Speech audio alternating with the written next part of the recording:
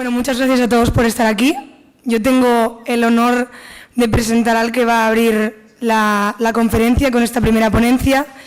Él es Albert Esplugas, es empresario, fundador de la empresa Novadata Iberia y cofundador de la startup RateNow. Es licenciado en comunicación audiovisual por esta universidad. Además, en 2008 escribió un libro que se llama La comunicación en una sociedad libre. Es colaborador de diversos medios liberales y bloguero, sobre todo en el extranjero, desde Londres, por ejemplo. Y bueno, por favor pido un aplauso para Albert Esplugas, que nos hablará sobre las fronteras abiertas. Muchas gracias. Buenos días. Bueno, gracias por madrugar. Imaginad una sociedad que muy democráticamente decide por amplia mayoría prohibir la natalidad.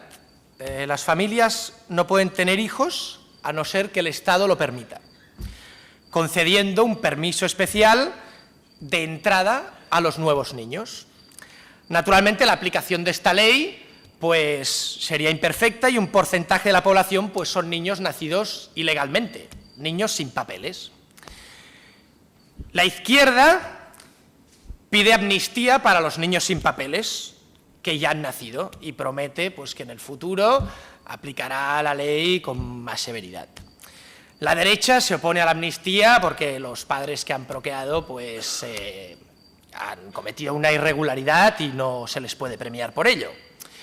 Y luego hay pensadores más independientes que hablan de flexibilizar un poco pues la política de fertilidad. Hablan de que solo las familias que tengan pues determinadas habilidades pues puedan tener hijos, ¿no? Una fertilidad por puntos. Entonces aparece el liberal y dice, oye, no, procreación libre. Fertilidad sin restricciones. Quien quiera tener un hijo, que lo tenga. Ahora, la reacción es uniformemente negativa, ¿no? La izquierda argumenta que el aumento de nacimientos y la población va a hacer bajar los salarios, que los nuevos niños nos van a quitar el trabajo cuando crezcan un poquito, y la derecha sostiene que la nueva ola de bebés pues será una carga enorme para el estado del bienestar, más hospitales, sanidad pagada, más subsidios a las familias. Además hay que educar a los nuevos niños para integrarles en la sociedad. Incluso algún liberal salta también y se opone también porque dice, sí, esto de la procreación libre está muy bien, pero mientras haya estado el bienestar no puede haber procreación libre. Esto parece que lo dijo Milton Friedman, que el estado del bienestar es un efecto llamada a tener hijos, con lo cual hasta que, primero tiene que suprimirse el estado del bienestar y luego ya dejaremos que la gente tenga niños. Bueno, pues imagino que este escenario que estoy describiendo pues os resulta familiar o encontráis ciertos paralelismos con el tema que voy a hablar a continuación, que es pues esto, la apertura de fronteras y la libre inmigración. En la ponencia esta mañana lo que voy a reafirmar es la tesis clásica a favor de la libertad de movimientos o la libre inmigración. Creo que no ha perdido actualidad, sino que necesita ser defendida ahora más que nunca. En muchos ámbitos yo creo que el liberalismo pues sí que ha avanzado en el último siglo, pero que lo que respecta a la libre circulación de personas, pues la posición clásica liberal a lo mejor ha involucionado un poco. Ahora, lo que en el siglo XIX pues era una realidad que pocos discutían, que cualquiera pudiera ir a cualquier rincón del mundo a buscarse la vida, sin restricciones estatales, pues hoy en día prácticamente no lo suscribe nadie. Incluso, como decíamos, pues algunos liberales se han sumado al carro del intervencionismo en esta parcela y también se oponen. Entonces vamos a volver a reafirmar un poco esta tesis clásica. 4 argumentos básicos a favor de la libre inmigración. En primer lugar, es una cuestión ética, de libertad individual. Una persona tiene derecho a ir donde quiera siempre y cuando no viole los derechos de otras personas. Puede ir a vivir a cualquier rincón del mundo donde encuentre hospedaje, puede ir a trabajar de cualquier actividad que alguien le ofrezca, o puede montar cualquier negocio pues allí donde vea un mercado. Esto, digamos, es el aspecto ético. Segundo aspecto, una cuestión también de equidad. Abrir las fronteras es el mayor programa antipobreza que existe. Claro, pensad que la sociedad occidental, pues el mercado occidental, al estar mucho más capitalizado, pues multiplica la productividad de cualquier inmigrante que viene de un país pobre. Si pusiéramos Haití dentro de Estados Unidos, la productividad del haitiano pues se multiplica por 20. Y si esto nos parece intuitivo, pensad ahora en vuestra productividad aquí si trabajáis y cuál sería vuestra productividad si os pusieran en el Congo o si os pusieran en Haití. Entonces, la estimación estándar es que abrir las fronteras doblaría el PIB mundial, con lo cual yo creo que esto es un programa antipobreza bastante importante.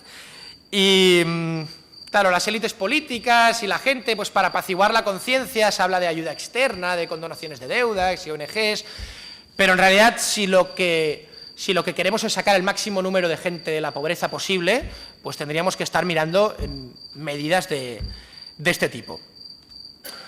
Relacionado con lo anterior, el aumento de la masa laboral, esta es la tercera razón, el aumento de la masa laboral con productividad más elevada lleva a una mayor división del trabajo, más generación de ideas y de negocio, más capital, más ahorro también que viene de fuera. En otras palabras, esto es crecimiento económico local para todo el mundo. No nos olvidemos que la tarta no está dada, la tarta crece y crece más cuando somos más, podemos experimentar, intercambiar, recombinar, sumar, perfeccionar más ideas y trabajar en la consecución de más fines humanos, lo que se consigue con más gente. ¿Los inmigrantes nos quitan el trabajo? A ver, solo si hacen lo mismo que nosotros, compiten con nosotros. Uber, por ejemplo, desplaza a los taxistas, pero el resto de la sociedad se beneficia de ello. Entonces, los inmigrantes pueden desplazar a los autóctonos en determinadas líneas de producción, pero el resto nos beneficiamos de esto. Hay ganancias en eficiencia a las que nos beneficiamos todos. Y los perjudicados en el corto plazo, pues en el medio plazo trabajarán en líneas de producción que antes no existían y así es como crece la tarta. Por último, la libre inmigración, y este también es un argumento pues muy importante, es el contrapeso más importante a la opresión del Estado. Imaginad que todos viviéramos en caravanas móviles, que todas nuestras pertenencias estuvieran en caravanas. Y bueno, y el dictador del Estado o el gobierno del Estado, bueno, y hubiera fronteras abiertas. El dictador del Estado, pues se vuelve loco de un día para otro y decide imponer una política intolerable. ¿Qué pasa? Pues al día siguiente en el país no queda nadie, queda este señor y su familia, porque el resto ha cogido su caravana y ha ido a cruzar la frontera. Pues este fenómeno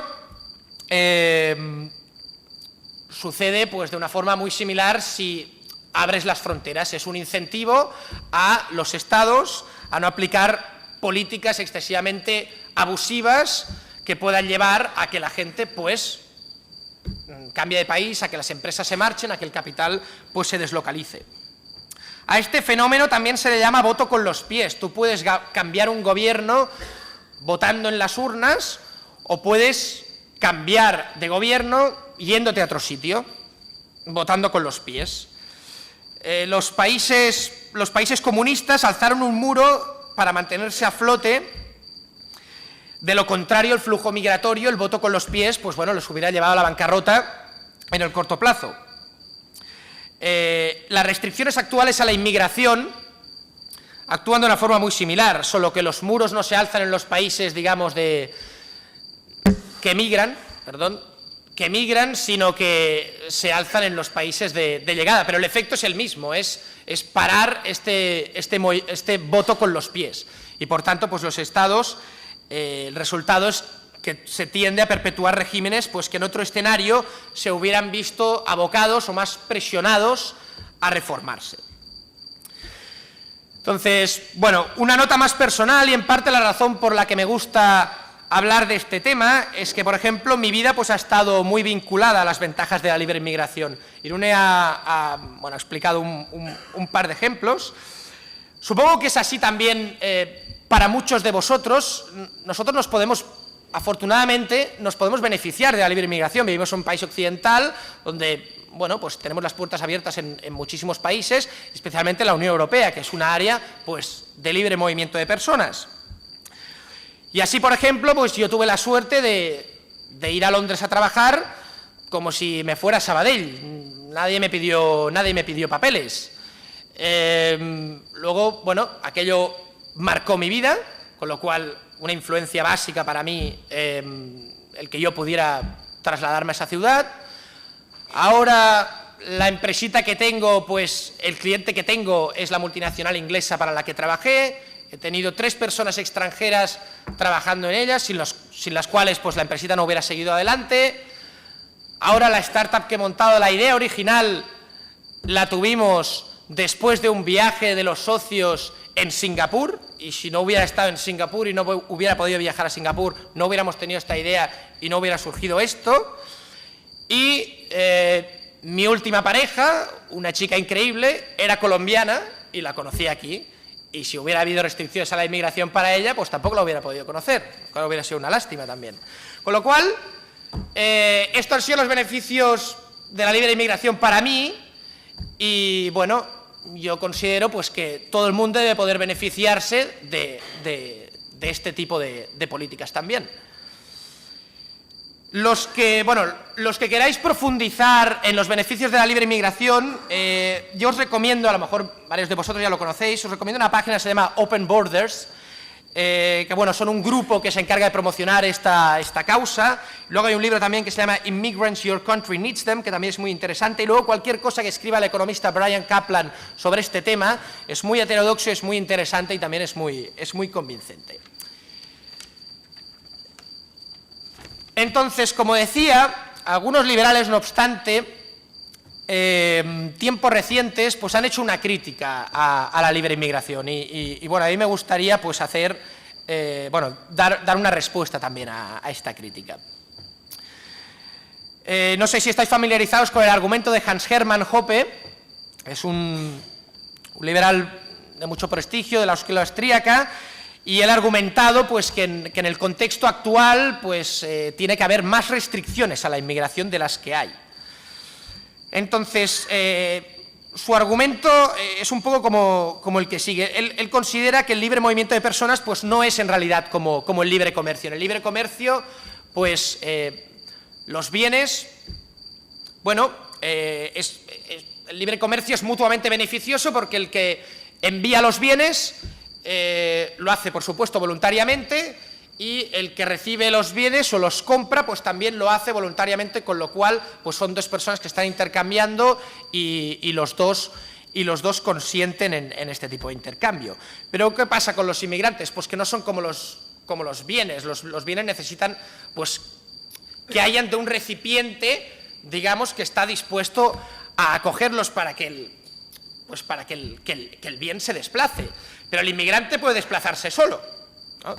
Entonces, lo que dice Hoppe es que si no hay un receptor que haya declarado pues, que realmente quiere recibir a este inmigrante, que quiere hospedar, que quiere contratar a este inmigrante, pues el inmigrante, si se desplaza sin esta invitación previa, pues el inmigrante está pues, invadiendo propiedad ajena.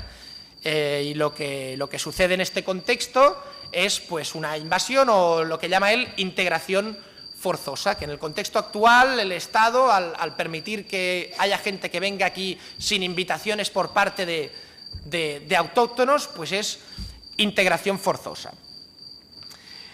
Entonces, aquí hay una respuesta de un economista que se llama Donald Boudreau, que dice que, decir que la libertad de inmigración equivale a integración forzosa, pues es como decir que la libertad de expresión equivale a escucha forzosa. Es decir, de la misma manera que al defender la libertad de expresión, pues no estamos diciendo que el otro tenga la obligación de escucharnos, pues aquí nadie está diciendo que al haber libertad de inmigración, pues el inmigrante pues tengas que hospedarlo, en tu caso tengas que contratarlo tú en contra de tu voluntad. De hecho, lo que sucede hoy en día es precisamente que si yo quiero hospedar a un inmigrante voluntariamente o quiero contratarlo voluntariamente, no puedo hacerlo a no ser que el Estado me lo permita.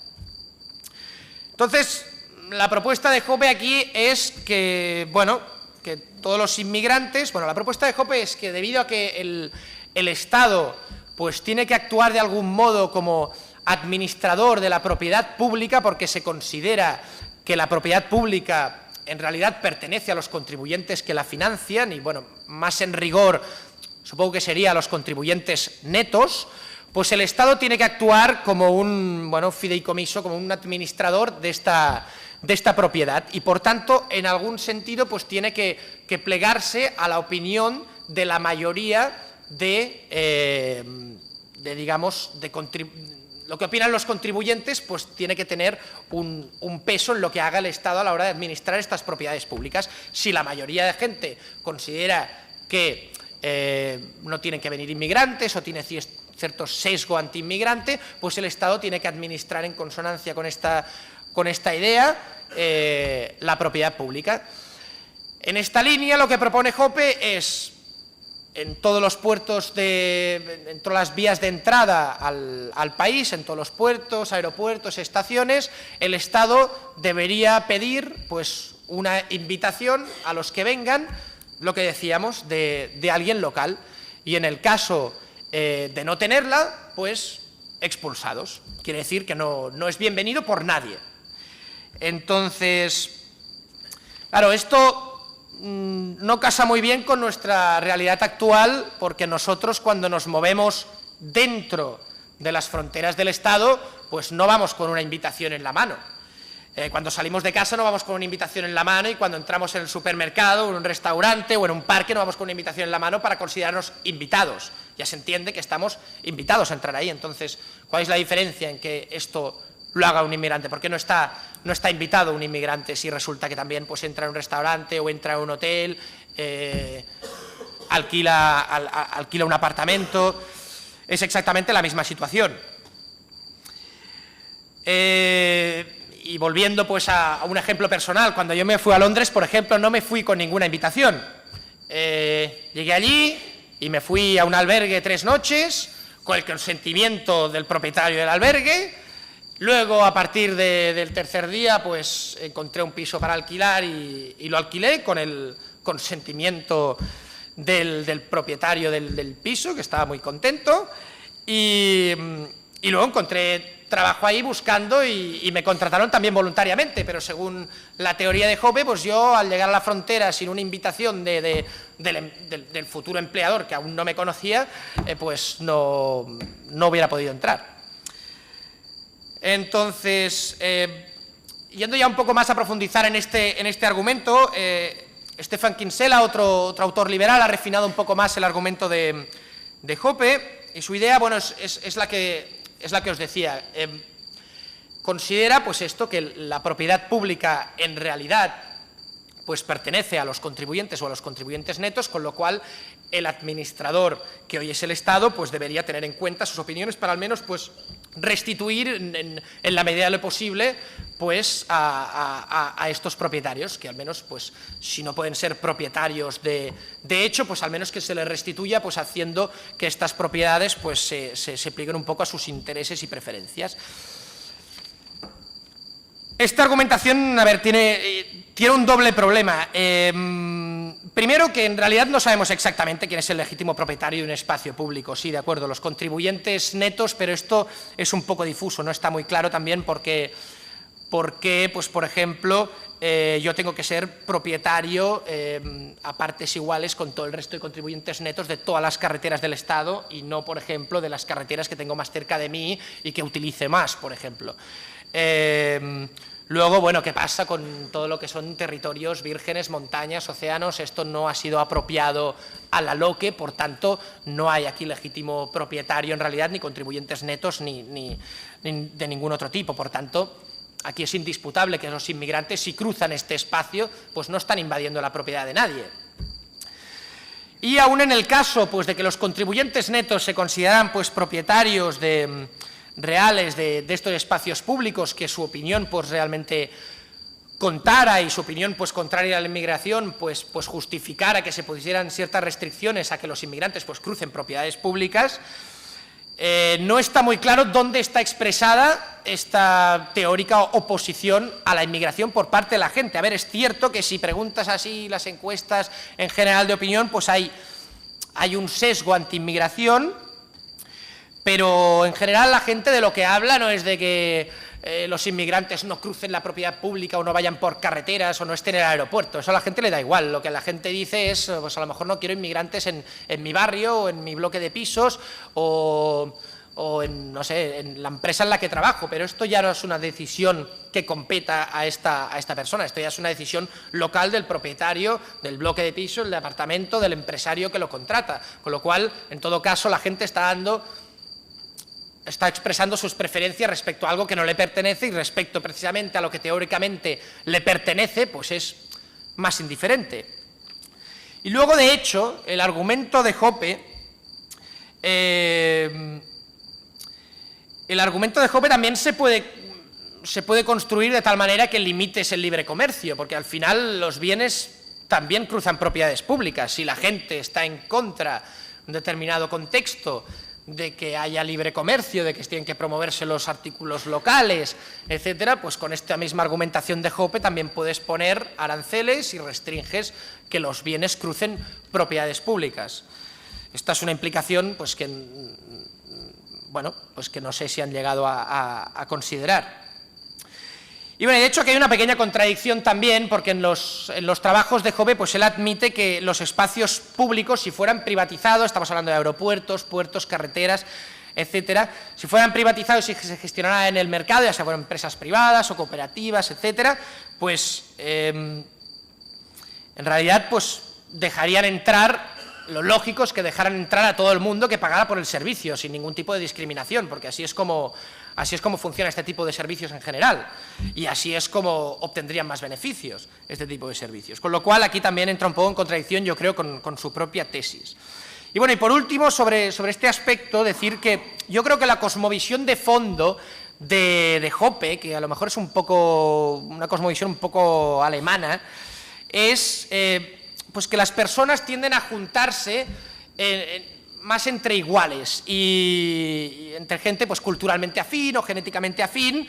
Y bueno, si leéis alguna de sus obras, por ejemplo, la de Democracy, The God That Failed, pues ya veis un poco que está aquí la idea de que la gente se supone que en un mundo pues más liberal tendrá a asociarse pues comunidades muy homogéneas, y un poco esta idea es lo que está detrás. Entonces, para Hoppe, yo creo que un poco la idea es que el cosmopolitismo actual que estamos viviendo en muchos sitios, en realidad, pues está como incentivado por el Estado, y es a lo que él se refiere como integración forzosa. Y yo creo que esto es un error. Es cierto que bueno, en una sociedad libre pues podrían crearse comunidades muy homogéneas. Es, como decía pues Robert Nozick, un marco para las utopías, y caben desde los Amish a socialistas voluntarios, pueblos nudistas, en fin, lo que cada uno quiera, pero en general, y si vemos la experiencia actual con las poblaciones un poco más pues globalizadas o más capitalistas, yo creo que a lo que tiende es pues a la diversidad, y a lo que tiende es pues la globalización, a lo que tiende es a que haya influencias mutuas entre culturas, que las culturas se acerquen, que nos entendamos más con la gente, que sea más amistosa, con lo cual yo creo que a lo que tiende es esto, a más heterogeneidad y a más diversidad, no a lo contrario. Luego aquí tengo un apartado que he titulado Hoppe contra Hoppe, porque creo que aquí hay una contradicción aún más importante que la que he apuntado antes, y es que, bueno, recordad que uno de los beneficios que he dicho anteriormente es el del voto con los pies. Si las fronteras están abiertas, pues la gente puede votar en contra o a favor de un sistema político de un país, pues cambiando de residencia. Paradójicamente, Hoppe es un gran defensor de la secesión, de la proliferación de mini-estados, de la competencia frenética entre esos estados para atraer capital, empresas, trabajadores. Y digo paradójicamente porque no puedes tener la tarta y al mismo tiempo comértela. Si restringes la inmigración, pues impides que la gente vote con los pies y impides pues, este contrapeso a los abusos del Estado y impides precisamente esta competencia de la que habla Hoppe. Con lo cual, esta es una contradicción que de hecho aún es más abierta cuando tomamos lo que escribió Hoppe antes de la caída del muro de Berlín, el que argumentaba pues, exactamente esto, que las políticas de inmigración restrictivas de Occidente estaban manteniendo a flote a los regímenes comunistas, evidentemente. Hablaba incluso de un apoyo indirecto o tácito al comunismo por el hecho de alzar estas restricciones, ya que si abrieran las fronteras, pues habría tal flujo migratorio que el socialismo pues, caería por su propio peso, como al final pasó. Otro capítulo, los detractores de la libre inmigración. Esto ya no estoy hablando aquí de liberales, sino en general, suelen caer en una paradoja que yo creo que es bastante curiosa. A ver, imaginaros que alguien dijera pues, que el iPhone 6 es el mejor del mercado, pero si le toca la luz del sol, explota. O que Google es el mejor buscador que hay, pero los competidores se lo van a comer y su cuota de mercado va a quedar reducida a la mínima expresión. Entonces, a ver, estas proposiciones nos parecerían pues, contradictorias, ¿no? Si es tan bueno Google, pues ¿por qué tiene que disminuir su cuota de mercado? Al contrario, y si es tan increíble el iPhone, ¿cómo puede ser que explote por una chorrada así? Pues bien, mucha gente con ideas anti-inmigración afirma que la civilización occidental es muy superior a todas las demás, en particular al Islam, por poner un ejemplo. Nuestros valores son la cúspide de la evolución cultural y los del Islam pues están desfasados, son primitivos, etc. Y sin embargo, acto seguido, pues alertan que el Islam es una amenaza a nuestra cuota de mercado cultural, que nuestros extraordinarios valores pues pueden quedar desbancados por esos dogmas retrógrados. Bueno, a ver, ¿en qué quedamos? ¿Somos la mejor cultura o estamos al albur de cualquier cultura de poca monta? O sea, ¿no? ¿Se puede ser tan bueno y a la vez tan frágil? Entonces yo tiendo a suscribir en realidad que la cultura occidental y sus valores pues son superiores, en el sentido, superiores a muchas otras culturas, sino la más superior, en el sentido de que entronca mejor con las aspiraciones humanas, la libertad de la persona y su afán por realizarse a sí misma. En este sentido creo que es superior. Y bueno, como comenta Bryan Caplan, una de las principales fortalezas que creo que tiene la cultura occidental es su apertura a lo nuevo y a la genialidad. Es decir, cuando ve en otra cultura algo bueno, lo mimetiza y lo integra. O sea, es un ganador generoso, no pide rendición incondicional a la gente de otras culturas, sino que simplemente pues, los tienta de mil maneras distintas hasta que se convierten poco a poco, aunque no nominalmente, pues sí de hecho.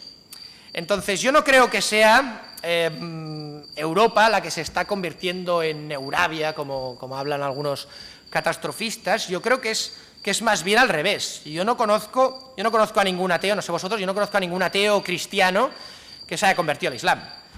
Y sí que conozco a muchísimos musulmanes que piensan y viven como occidentales, aquí y allí. Entonces, la influencia de nuestros valores culturales, morales y políticos en Oriente Medio es tan intensa, y yo creo que esto es muy sintomático, que los gobiernos de allí tienen que censurarlo todo, tienen que censurar los medios de comunicación, Internet, para que la sociedad no se corrompa. Y eso ya yo creo que ya dice mucho sobre el poder de la influencia de los valores occidentales. Aquí no necesitamos censurar el Corán. Aquí pues, algunos se lo toman a cachondeo, no sé qué. Entonces, no veo que esto sea una amenaza a nuestros valores. Además, allí, a pesar de la censura, penetra por todas partes, a través del cine, la televisión, los deportes, la música, la moda, los negocios también. Bueno, ven nuestras series, consumen nuestra tecnología. Bueno, en el fondo, pues tratan de imitarnos en muchos aspectos. Y, de hecho, en muchos países, pues, se está modernizando socialmente, aunque aún estén, pues lejos de nuestros estándares, pues, han habido progresos. Entonces, esto es especialmente, yo creo que esto incluso es especialmente cierto en el caso de las minorías musulmanas que están aquí, porque aquí aún les es más difícil aislarse de nuestra influencia. Allí aún, pues claro, aplica la censura, hay lejanía física, pero aquí no. Aquí no hay censura, están permanentemente expuestos a nuestras ideas, y más las nuevas generaciones. Los niños tienen que interactuar con otros niños en la escuela, todo lo que hay en televisión, luego cuando entren a trabajar, pues con los compañeros de trabajo. Es decir, aquí la presión es pues mucho más fuerte. Con lo cual, yo lo que diría es que si queréis convertirlos al occidentalismo, pues dejadles venir, y esto será la manera más eficaz, yo creo. Luego hay otro aspecto, que en esto sí que es algo, una contradicción en la que sí caemos, liberales incluso, que estamos a favor de la libre inmigración. Y es el siguiente. Decimos pues que las subvenciones y las ayudas atraen a los inmigrantes, ¿no?, que es el efecto llamada del estado del bienestar, y que si aboliéramos el estado del bienestar, pues claro, habría menos inmigrantes, ¿no? Entonces, este argumento también se utiliza mucho pues para intentar convencer al que teme pues una gran ola de inmigrantes, decir, no, pero es que nosotros defendemos la abolición del estado del bienestar, con lo cual, si no hubiera estado del bienestar, no te preocupes, que vendrían menos, no te preocupes. Esto en realidad no es así, tenemos que estar preparados para argumentar a esa persona que no, vendrían más, muchos más. ¿Por qué? A ver, nuestra argumentación principal, ¿cuál es? Que sin estado del bienestar, y es por eso que lo defendemos, que sin estado del bienestar pues crearíamos una sociedad mucho más rica, con muchísimas oportunidades, con muchísimas más oportunidades. Entonces, los inmigrantes, ¿qué es lo que atrae a los inmigrantes? A los inmigrantes atrae las oportunidades, atrae la prosperidad. O sea, es por eso que uno se juega la vida en el estrecho, no para cobrar una subvención, o sea, no tiene ningún sentido. Se juega la vida pues para montar un negocio, para poder, o sea, para ver prosperar a su familia, para poder, pues esto, hacer que su productividad se multiplique por 20, no por una subvención. Con lo cual, tendríamos que estar preparados para argumentar esto, que si no hubiera estado el bienestar, de acuerdo, no habría subsidios, no habría prestaciones públicas pues para inmigrantes, todos estos servicios pues serían privatizados y funcionarían de forma más eficiente, etcétera, etcétera. Y a lo mejor sí que algunos inmigrantes que sí que vienen atraídos por esto, pues dejarían de venir, pero en general el balance es que vendrían muchos más atraídos por una mayor prosperidad. Y a falta de estudios un poco más ambiciosos sobre este tema, sí que hay algunos, por ejemplo, que han comparado los flujos migratorios en los estados de Estados Unidos, y certifica precisamente esto, que los flujos migratorios pues van hacia los estados con menos intervencionismo y estados del bienestar más pequeñitos, porque hay más oportunidades. Bueno, y ya para terminar, y ahora pues supongo que abriremos también un turno de preguntas y me comentáis lo que pensáis. Lo que querría apuntar es que, en efecto, esta posición que estoy defendiendo es una posición muy radical. O sea, estamos hablando de abrir las fronteras y que cada uno pueda ir donde quiera. Es una posición que respecto al statu quo es un cambio muy radical.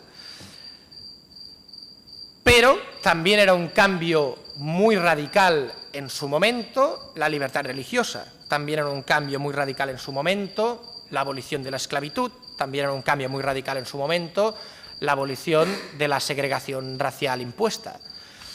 Y antes de que esto sucediera, de que sucediera la abolición de la esclavitud, de que sucediera la abolición de la segregación forzosa, la gente también temía que esto fuera el fin de la sociedad occidental. Pero luego, cuando se han dado estos cambios, pues la gente ha asimilado que en realidad pues esto forma que la esclavitud, que el monopolio estatal de la religión, la segregación forzosa, pues que en realidad están en contradicción con el espíritu de la civilización occidental y de los valores que sostenemos. Y esto lo han asimilado después. Y luego ya por último yo lo que os diría es que yo lo que creo es que hay que ser radical en la teoría, porque en la práctica esto ya se traduce en gradualismo. Pero si lo que defiendes en la teoría es gradualismo, lo que se traduce en la práctica es en inmovilismo. Por tanto, lo que hay que ser es radical en la teoría, aunque el cambio, pues esto, al principio, pues la gente no lo perciba como algo deseable. Muchas gracias. Hasta aquí la presentación.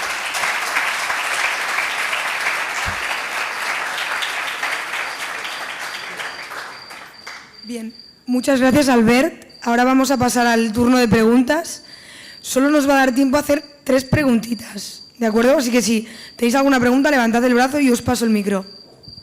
Yo la pregunta que tengo es referente a las actuales preocupaciones que creo que la sociedad en general tiene sobre la inmigración que se está dando recientemente, sobre la crisis de refugiados. Yo creo que hoy en día, dentro de la población general, no solo liberales, cada vez está más se acepta que la gente de fuera venga a buscar oportunidades, a montar negocios, a trabajar, a convivir, pero creo que mucha gente cada vez está más preocupada sobre el tema de que esta gente inmigrante no llegue o sea, has comentado antes de que los valores, la gente inmigrante pues comparta valores, o sea, se va adaptando a los valores de la sociedad occidental. Sin embargo, creo que la sociedad en general hoy en día tiene aún esa preocupación de que precisamente esa nueva gente que va a venir, por mucho que haya muchos que se vayan adaptando, siga habiendo siempre una minoría radical, una minoría que defienda el uso de la fuerza para imponer sus ideas, por decirlo así, y precisamente es esa minoría radical que nadie da garantías de que exista o no vaya a existir, la que preocupa a la gente de caras a abrir o dar la posibilidad de abrir las fronteras. ¿Cómo se responde a esta preocupación de la gente sobre el radicalismo, sobre las minorías que están a favor de utilizar la fuerza en nuestra sociedad? Pues yo lo primero que te diría es que en realidad esta minoría radical que quieren poner sus ideas por la fuerza ya existe y es autóctona y se llama Podemos y se llama la CUP y todo esto. Entonces, ¿qué hacemos? ¿Los deportamos? Lo que te quiero decir es que al final esta distinción que se introduce entre los de fuera, los de aquí, al final todos son personas. Con lo cual, si no aplicamos la discriminación a los de aquí, consideramos pues, que sus ideas pues, también tienen que tolerarse en el contexto actual, pues también tendremos que coexistir con ideas radicales de fuera. A ver, no estoy hablando aquí de terrorismo, por supuesto que si alguien viene aquí pues, para poner una bomba, pues que se quede en casita, ¿no? Pero sí, yo creo que parte de la respuesta es este enfoque, ¿sabes? Pensar en que no tiene... pensar en si las restricciones que queremos poner a los que vienen de fuera las pondríamos a determinadas minorías que tenemos aquí. ¿vale? Yo haría este enfoque, para ver si realmente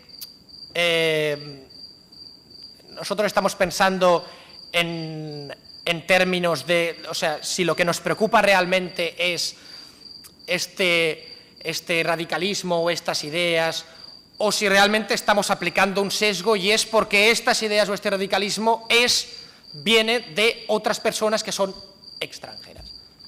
Yo te diría esto. Bueno, y luego, no sé, reforzar el argumento que te decía. Yo creo que la influencia de la cultura local, una vez te trasladas en ese país, es fuerte, en especial en países occidentales. Es lo que te digo, te tienta por todos lados. Una mujer que, o sea, de acuerdo, la familia que venga aquí fundamentalista, islámica, pues a lo mejor, que ya es mayor, pues a lo mejor estos son impermeables a este tipo de influencia, pero sus hijos, hombre, es difícil que no hagan mella estos valores cuando están continuamente interactuando con el resto de la sociedad. O sea, es difícil que una chica, por ejemplo, pues joven decida ponerse el burka y encerrarse en casa en una sociedad donde nadie hace esto, donde esto está incluso mal visto, donde ve que las otras mujeres pues se realizan, tienen otros fines en la vida, es una tentación demasiado grande. Entonces yo no creo que esto sea sostenible. ¿Puede pasar en algunos casos? Sí, casos anecdóticos yo creo que siempre habrá. ¿Sí? Buenos días. Yo no estoy muy de acuerdo con algunas cosas que has dicho. En general, en el objetivo sí que estoy completamente de acuerdo. El objetivo todo el mundo está de acuerdo, ¿no? Sí. Entonces, yo lo que creo que igual, sí, no sé si te planteas lo mismo que el comunismo cae vamos a decir, o el socialismo cae en el error, yo creo, principal de no tener en cuenta a la persona. ¿De no, perdona? De no tener en cuenta a la persona, al individuo, pues que puede ser variable y tal. Sí, no podemos meter, yo creo, a todos los inmigrantes en el mismo... quiero decir, a ver si me explico bien. Hay gente que su único objetivo en la vida es, por ejemplo, delinquir o de otros países y tal. Entonces, si abrimos las puertas, puede ser que la sociedad actual, vamos a decir que tengamos que dedicar demasiados recursos a la seguridad y estas cosas. Entonces, yo creo que no sería bueno por ejemplo, te pongo el caso del Estado de Israel, por ejemplo, dedica la mitad del presupuesto a seguridad, ¿no? Entonces, creo que si dejamos abiertas las puertas de golpe, puede haber una mezcla demasiado fuerte. O sea, no es lo mismo abrir las fronteras en los años 60 en Europa, en el cual España, pues la mitad de España se hubiera vaciado, como dices tú, se hubiera ido a Alemania a lo mejor, que abrirlas en el año 2000, pues me parece que se abrió en el 98 o en el 2002, que nadie se ha largado de España, vamos a decir, nadie ha salido con las maletas buscando una mejor oportunidad. Quiero decir que entre países muy diferentes igual hay que hacerlo de manera más progresiva. No sé si... Vale. A ver, es lo que decía antes, es un cambio muy radical y a la gente no le gustan los cambios, en general. La gente, un cambio es salir de su comfort zone y entonces pues no le gusta. Entonces, este mismo argumento es exactamente el mismo también que se argumentaba pues la abolición de la esclavitud. Pues claro, también se decía, no, oye, pero no lo hagas de golpe esto, que entonces, ¿qué pasará aquí? Todos los negros libres de golpe, esto va a ser una catástrofe, hagámoslo despacio, poco a poco, ¿no? Entonces, yo lo veo un poco similar. Sí, podría ser disruptivo en muchos ámbitos, pero o sea, culturalmente en el corto plazo, naturalmente, pues habría, es normal, habría shocks, habría, pues, bueno, problemas digamos, de adaptación en el corto plazo, etcétera, pero yo creo que todos los beneficios que esto comportaría superan con creces, pues, la disrupción que esto ocasionaría, en el sentido de que, bueno, lo que estábamos hablando, o sea, si estamos hablando de que entren aquí, pues, más millones de personas, si tuviéramos un mercado laboral pues más flexible, por ejemplo, pues esto se absorbe y es una creación de riqueza brutal. Esto es una creación de riqueza brutal. Al final, es el paralelismo que ponía al principio también. Tú también podrías decir, claro, también se dice, por ejemplo, ostras, deberían las familias tener más hijos, porque de esta manera, pues, bueno, aumentaría la población, es como se consigue también crecimiento económico, más joven, en cambio el país pues se está envejeciendo. Los inmigrantes es exactamente lo mismo. Si vienen aquí 2 millones de inmigrantes jóvenes, 5, es como si de pronto pues la gente empezara a procrear y empezara pues a ver muchísimos más hijos. Pero a ti no se te ocurriría decir, no, vamos a aplicar la política china de un hijo por familia, porque esto se está desmadrando. No, dirías, ostras, perfecto, España va a crecer como nunca con esto. En cambio, vienen 5 millones de inmigrantes, todos son problemas, ¿no? Es lo mismo.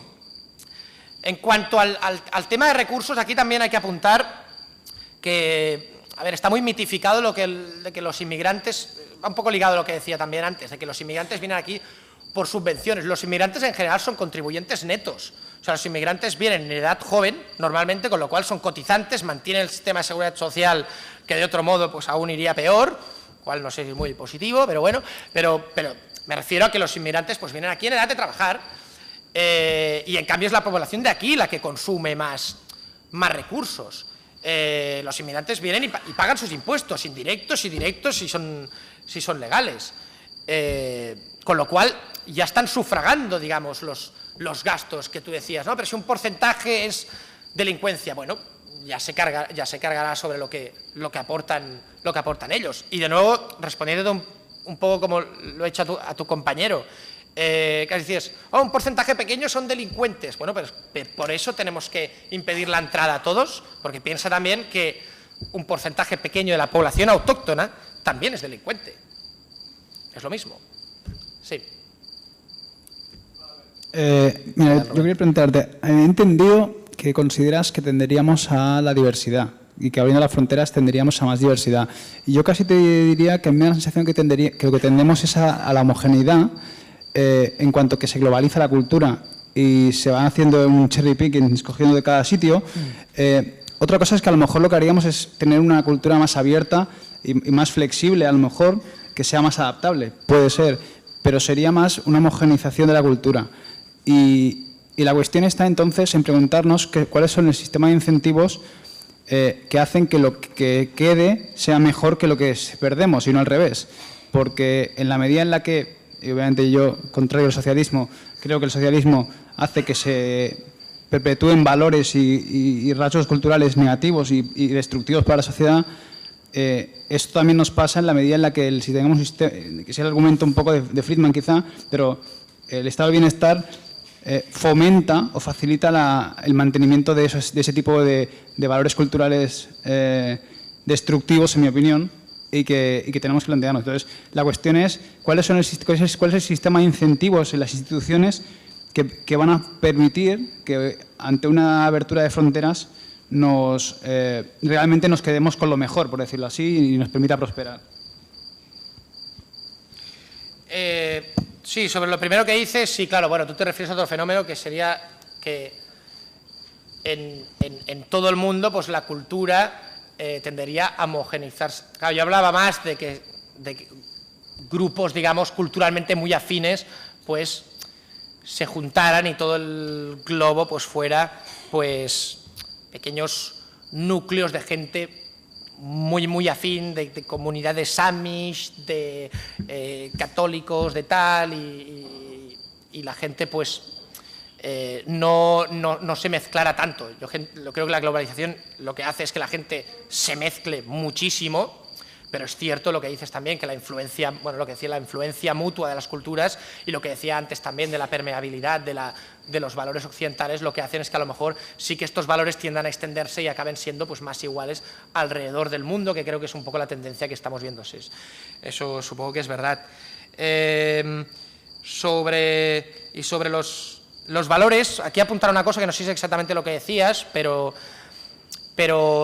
hay ciertos estudios que lo que apuntan es que cuanto más diversa es la sociedad y cuanto más inmigración hay, en realidad, pues menos apoyo hay hacia el estado del bienestar, porque lo que hay es hay menos cohesión social, porque sí que es cierto que hay más cohesión social cuando la gente es más igual, pero cuando la gente es más diversa, como sucede, por ejemplo, en Estados Unidos versus Europa, hay menos cohesión social, con lo cual pues ya no tienes tantas ganas de ayudar al vecino, con lo cual ya el estado del bienestar pues ya no te parece tan buena idea, con lo cual el estado del bienestar pues pierde un poco de apoyo. Estos se han hecho estudios y es por eso que en Estados Unidos se considera pues, que hay un poco menos de apoyo al estado del bienestar que en Europa, a lo mejor por esta diversidad que hay en Estados Unidos.